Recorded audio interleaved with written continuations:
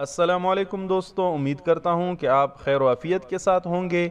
आज की वीडियो में मैं आप लोगों को हुकूकुल इबाद की तारीफ़ और वालिदैन की हुकूक कुरान और हदीस की रोशनी में मुख्तसरन बयान करूँगा। दोस्तों, हुकूकुल इबाद, ये हुकूक और अल इबाद दो अल्फाज से मुरक्कब हैं। हुकूक हक की जमा है और इसका माना किसी चीज़ के साबित, यकीनी और लाजिम होने को कहते हैं, और इबाद ये अब्द की जमा है और अब्द का माना है बंदे। इस्तिलाह में हुकूकुल इबाद बंदों के एक दूसरे पर आयद होने वाले हुकूक को कहते हैं, जिसमें वालिदैन, बहन भाइयों, रिश्तेदारों, पड़ोसियों, दोस्तों और हम जमातों वगैरह की हुकूक शामिल है। दोस्तों, हुकूकुल्लाह के साथ साथ हुकूकुल इबाद की अदायगी दर हकीकत राह निजात है। वालिदैन की हुकूक के बारे में बात करते हैं। दोस्तों, इंसानों के आपस के ताल्लुकात में सबसे अहम और करीबी ताल्लुक वालिदैन और औलाद का है। इसी वजह से औलाद पर वालिदैन की हुकूक भी सबसे ज़्यादा है। कुरान मजीद में जा बजा अल्लाह ताला की हुकूक के साथ ही वालिदैन की हुकूक का भी जिक्र किया गया है। जैसे सूरत उन-निसा की आयत नंबर 36 में अल्लाह ताला फरमाते हैं, अऊज़ु बिल्लाहि मिनश शैतानिर रजीम, बिस्मिल्लाहिर रहमानिर रहीम, वअब्दुल्लाह, और अल्लाह ताला की इबादत करो, वला तुशरिकू बिही शैआ, और उसके साथ किसी चीज़ को शरीक न बनाओ, वबिल वालिदैन एहसाना, और अपने वालिदैन के साथ एहसान करो। यहाँ अल्लाह ताला अपने बंदों को हुक्म देते हैं कि सबसे पहले मेरी इबादत करो और मेरे साथ किसी को शरीक न बनाओ, और उसके मुत्तसिल अल्लाह ताला ने हुक्म दिया है कि अपने वालिदैन के साथ एहसान भी करो।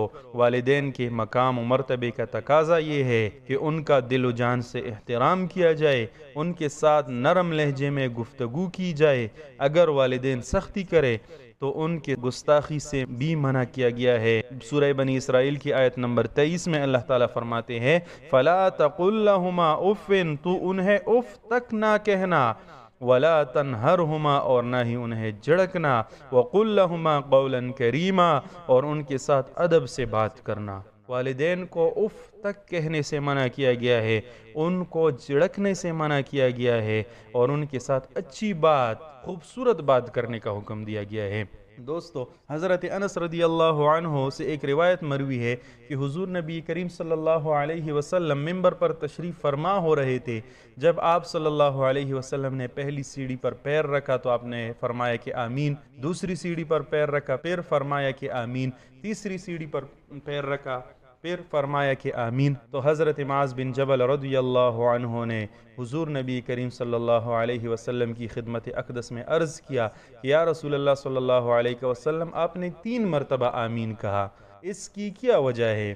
तो हुजूर सल्लल्लाहु अलैहि वसल्लम ने जवाब में इरशाद फरमाया कि मेरे पास जिब्राइल अमीन आए थे। जब मैंने पहला कदम रखा, जिब्राइल अमीन ने बद्दुआ की उस इंसान के लिए जिसने अपने वालिदैन को या वालिदैन में से किसी एक को बुढ़ापे में पाया और उनकी खिदमत ना की, वो उनसे नाराज़गी की हालत में इस दुनिया से चले गए, तो ऐसा आदमी जहन्नम में जाए और वो आदमी अल्लाह ताला की रहमत से मायूस हो। तो मैंने फरमाया कि आमीन। दूसरी मरतबा जिब्राइल अमीन अलैहिस्सलाम ने फिर फरमाया कि वो आदमी जिस पर रमज़ान का महीना गुजर जाए और वो इबादत और रियाजत से अल्लाह ताला से अपने आप को ना बख्शवाए, तो ऐसा बंदा भी जहन्नम में जाए और अल्लाह ताला की रहमत से मायूस हो। तो मैंने फरमाया कि आमीन।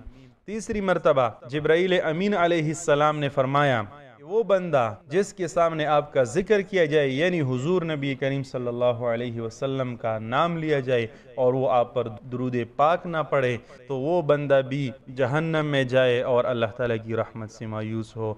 तो मैंने फरमाया कि आमीन। तो इस हदीस मुबारक में वालिदैन की अहमियत बयान की गई है कि हमें अपने वालिदैन के साथ अच्छा सलूक करना चाहिए, उन्हें खुश रखना चाहिए।